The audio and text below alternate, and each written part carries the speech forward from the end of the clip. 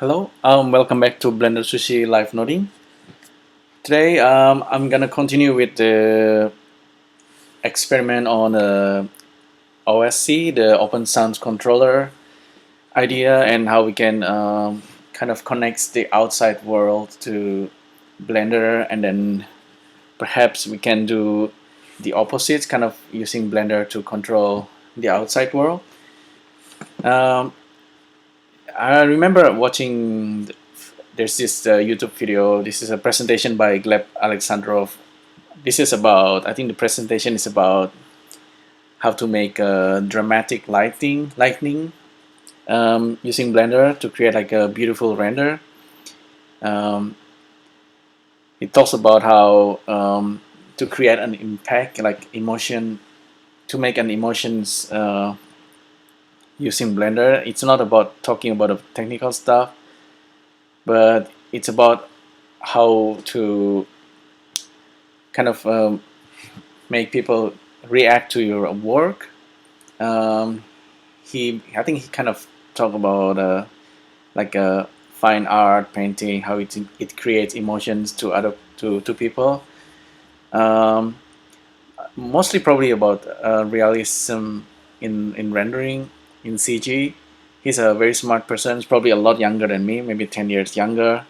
But yeah, I I'm a little bit more old school, and in which I sometimes I prefer like a pixel art and maybe some more like a non photorealistic render, but it's all about making impact for your audience. And yeah, I get that philosophy thanks to Gleb. And also while researching about OSC, I of course stumbled a lot to processing, and there is this one particular interesting tutorial from Instructables about how to make robots using processing and TouchOSC app in the smartphone.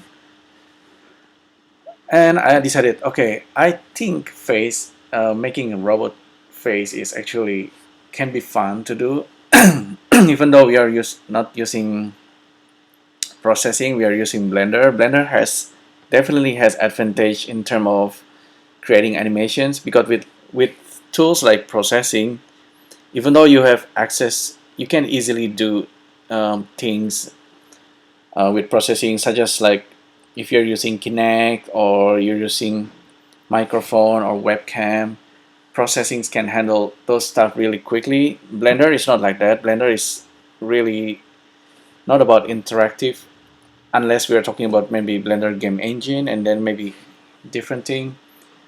But then again, creating interactive kind of or maybe even more emotional kind of artwork that audience can relate to, it's interesting, like, so direct interactions is fun to do, I think. Yeah, anyway, so I'm gonna this is take this as inspirations, and of course it's using the TouchOSC. TouchOSC is available on any smartphones, any good smartphones. I'm using iPhone. There's probably Android version for it. It's a paid app. I think, I don't know, maybe it's about around $5 or less. I don't know, maybe Android version is free. I don't know. But this is TouchOSC, and this is the documentations how you could kind of customize kind of interface on your for your mobile phone that's can send OSC message or MIDI kind of message. It's very useful for probably musicians, electronic musicians, if you need your own custom interface for to create music. This app is really good. It's pretty awesome because you can customize your own interface, and currently I think the only limit is the color, the interface. The color cannot be like RGB. It's just a like setup color like yellow, red, magenta, purple. Well, anyway,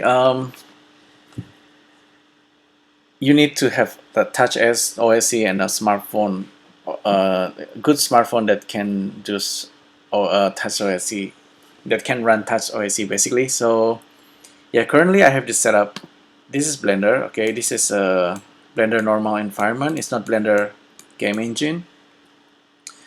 And this is my iPhone actually running in the background. I'm gonna switch to the home, and then you can see it's a phone.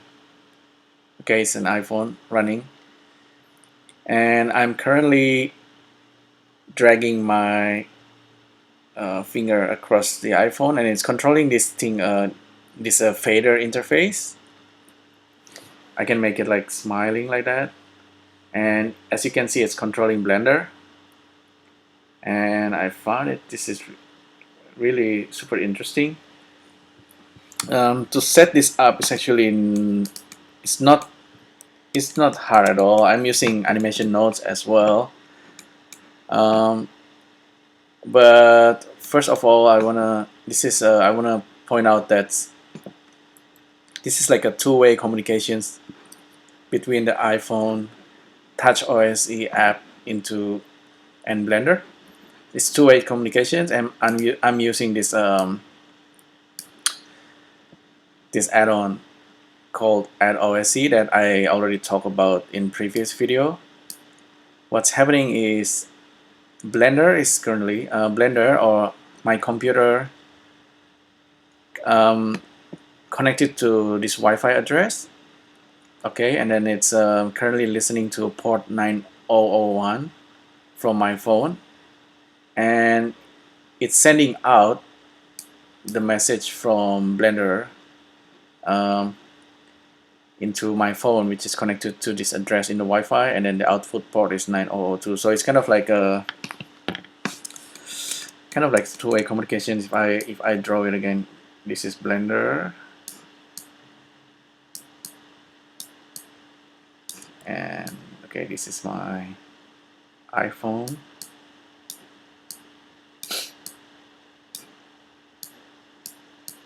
And this is a TouchOSC app. TouchOSC. So this guy is sending data using port 9001 and back 9002. And so this guy currently it looks like a face, but really what happened is I kind of customized this interface using this just a fader, and this is like a simple eye. What's cool about TouchOSC is that all this control can be repositioned live. So the position of this guy can be changed in real time, and you can kind of planning to do that using Blender. I'm gonna close this TouchOSC editor for now, and I can sync it to iPhone like using Wi-Fi, so that's pretty good. Okay, so I have this set up. Currently this I have this box set up using animation nodes. It's just a 9 box, and yeah, maybe just gonna draw eye here. It's all about creating emotions, just like Gleb and Alexandrov said.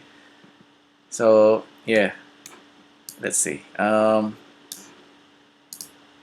Okay, so this guy is gonna act like a mouth. Like I said, I can use my finger to draw the mouth expression there, but I can use animation nodes, right? And I already set it up. It's just a simple like a wave kind of function. They look complicated, but they are not complicated, and they're really simple. I'm just gonna give a quick demo, and then I'm gonna start from scratch. Let's see, back to 3D view.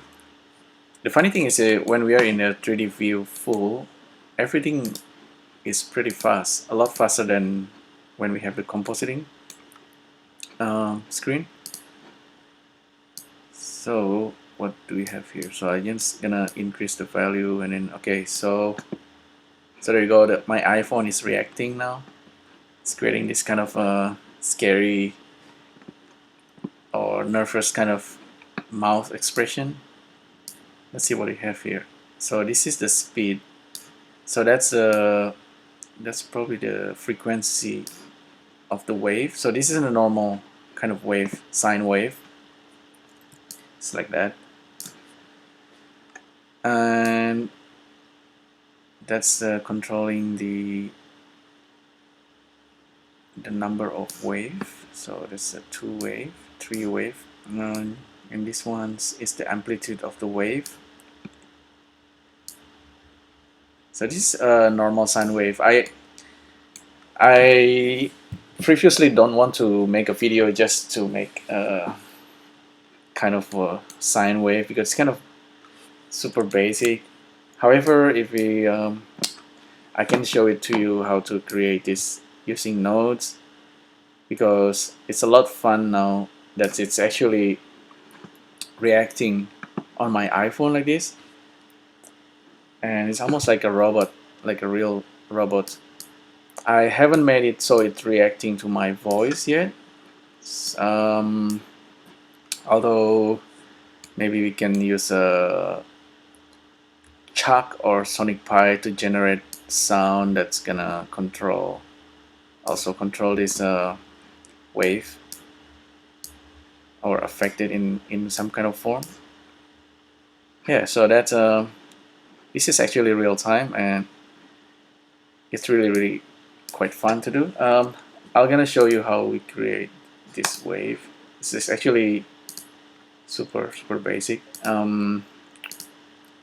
Let's stop it for now. So currently I have this box going up and down. It's I believe it's between -5 and 5. I don't know. I set up the fader in TouchOSC, so it goes from -5 to 5. But the actual box, oh, that's 3 because I need to increase the amplitude. There you go. That's a full -5 to 5 kind of wave. Let's delete everything and then see how we can set this up real quick. So I'm gonna reset everything to 0, 0, 0. I already set all these 9 objects, so they're like 0, 0, 0 at their position. I put their previous transformations into the delta transform. So what happened here is I grouped all these 9 objects, and I select the objects from group inside animation nodes like that. Just grab these 9 objects, and then I'm using loop. Okay, I just tap W and then loops through each object. So now each object is inside the loop. So I'm gonna delete everything. Let's just start from nothing. Maybe I need to disconnect this first, just in case it jumps or something. Okay, so let's get back to the basics. This is just a basic sine curve. You can stop the video right now if you already know how to do this. I'm just gonna this video is all about creating emotions and using TouchOSC to kind of make the data or send the message in and out. So this part is just a bonus. It's just a sine wave functions. So this is an object, and for each object, of course, we can kind of control it. Wait, I think it's just gonna reset it. Okay.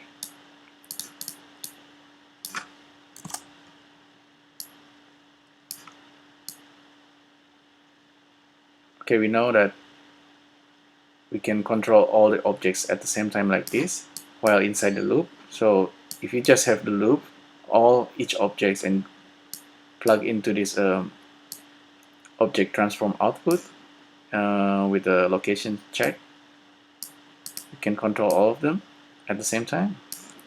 If your objects has is not staying in the proper positions, you might need to use the ID, object ID.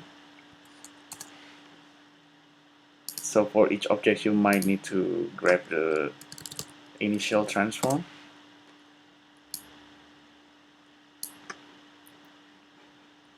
So this is a more correct way to set it up. And of course, at this point, you see that all the slot is already being used. And where can you put your locations? What you want to do is to offset it. Of course, if you use vector math,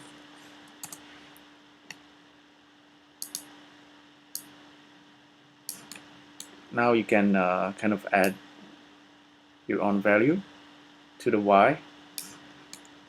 You can use random, for example. I always test it with random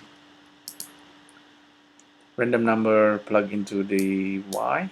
We only care about the y axis. Let's plug into the y. Plug this in.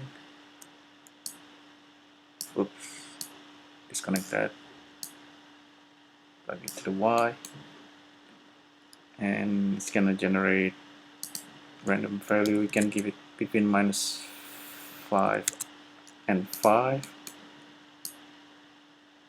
Now it's gonna generate random value for all the objects, but if you plug in the index into the seed, as you already know,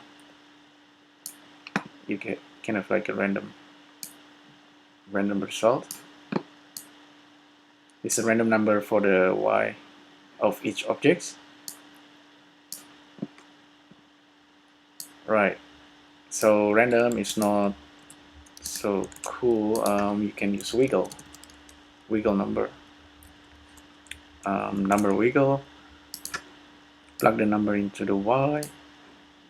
Index into the seed. Oh, actually not the seed, but index to the evolutions. And hopefully you can see something.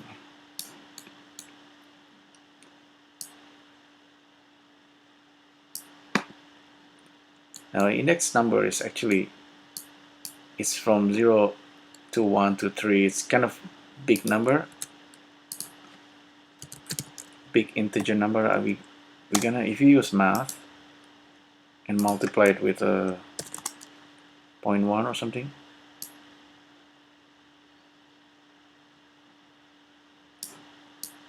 I'm expecting the wiggle to generate like kind of like a noise like that. Increase the amplitude, maybe 10 or 5. Maybe the number is too small.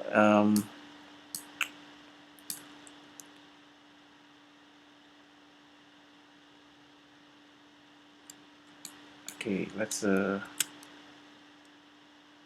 debug the number.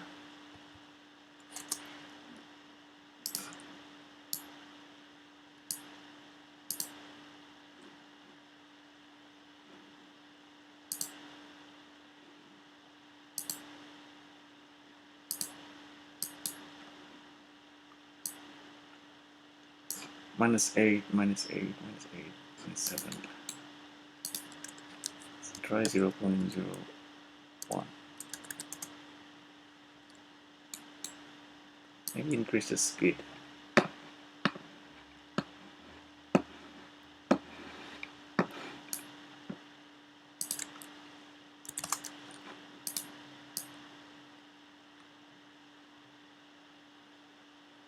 Okay, interesting.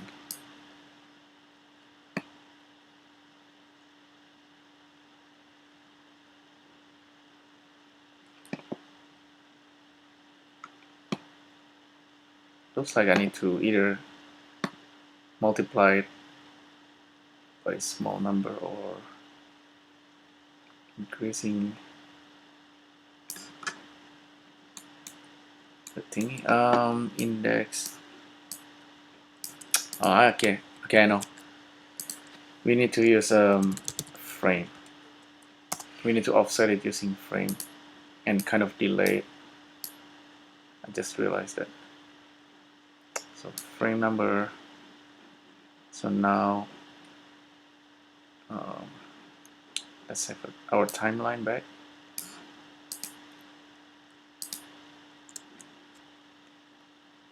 Timeline, and let's save this real quick.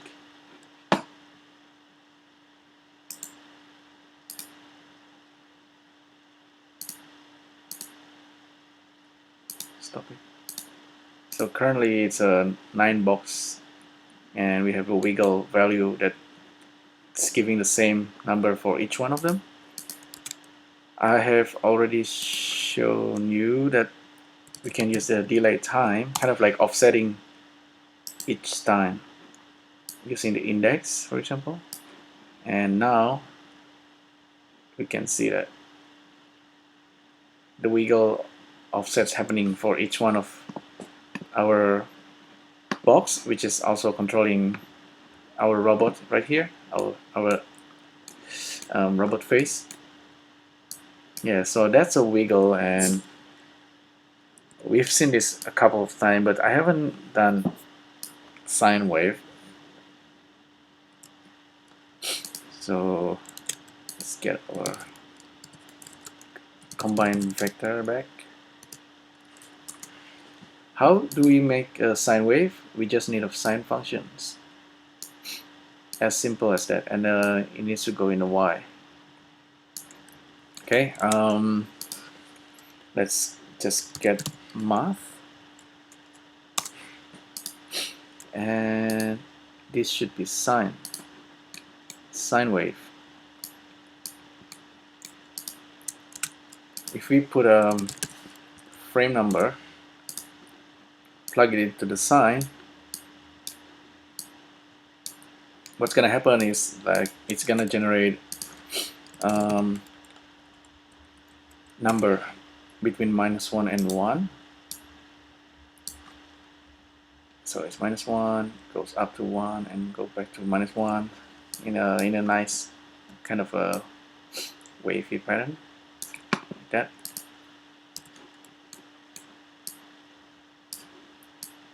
If we plug it into the y, you will see our block will start to go up and down between -1 and 1. You can, at this point, you can use remap, or I think map range is a good one if you want to do it like this, and then remap it between -1 from -1 to 1 from between -5 and 5. It really depends on your setup with the TouchOSC. -5 and 5. So now it's going up and down like that. You see the robot, it's giving that kind of expression. That's cool, but we want to delay. In order to see the wave, we need to delay the time for each and every blocks. Let's plug in the index into the delay. Now we're getting almost like a sine wave now, but we need to use math in here and perhaps slowing down the delay. 25. So now it's more like wave. See, it's a lot faster if I'm in a 3D view full. This guy doesn't look like real time, but actually on my phone that I'm holding right now, it's actually real time, and I can actually hold some of the fader right there and control it by my finger, using my finger. Let me stop that. Back to compositing and save this real quick. So if we multiply the index and we have the delay time controlled by the index of each object, and we can have math right here, so that we have one control. In order to control the we have this control for the amplitude, which is the map range, but you could actually do it using math, which is a much simpler. So if the sine wave, and then the result of sine wave we multiply it by something, this is going to be the amplitude of the wave. Okay, 5 or 2 or 3, it's gonna output between -3 and 3, for example, if we use number 3 there. And the speed of the sine we can control using another math here. We just add another multiplier there. It's faster wave or slower wave, super fast wave, and we get this kind of nervous looking robot. So there we go, that's a sine wave. What's interesting is we can increase the amplitude so big that our robot will start. It's kind of a clamp, because with the robot itself, it has its own kind of property on the interface. It's kind of clamping at 5 and -5 if you have a big number. Maybe that's kind of fun effect as well to have. So yeah, there you go. That's pretty much I want to show you today. You can add noise or things like that, but as I'm talking and then with the wave moving, it's almost like the robot is doing the talking right now. Yeah, so that's pretty much what I wanted to talk to you today. Really, in a practice, if you're doing the same video like this and showing it to like a bunch of group of kids or people who want to learn programming, this can be super useful. Of course, we are using nodes in this case. Typically, in a programming class, you will probably use processing if you're more visual programmers, or you can use Chalk for music programming, or Sonic Pi. It's gonna generate noise. But if you're using Blender, apart from Blender itself is a fun 3D program, so kids or beginners 3D programmers, beginners 3D artists can learn Blender, while at the same time, if they want to connect to the real world really quickly, they can start using something like OSC, and then they can interact with the real world. And this is kind of big, I think. It's gonna generate emotion real quick, and they will think it's super fun to do. And as long as your computer is connected to the Wi-Fi, I can unplug my phone, and then it's still being controlled by Blender. So that's a cool part. Okay, so hopefully you like this video tutorial, live noding. If you can leave like and leave comments. Let me know your opinion, and you can subscribe to the channel if you want more video like this. Thank you very much for tuning in, and I'm happy that I have like 1,000 subscribers now. Hopefully I can get like 1 million subscribers maybe one day. Maybe 20,000 subscribers is pretty good. Yeah. Anyway, thanks a lot.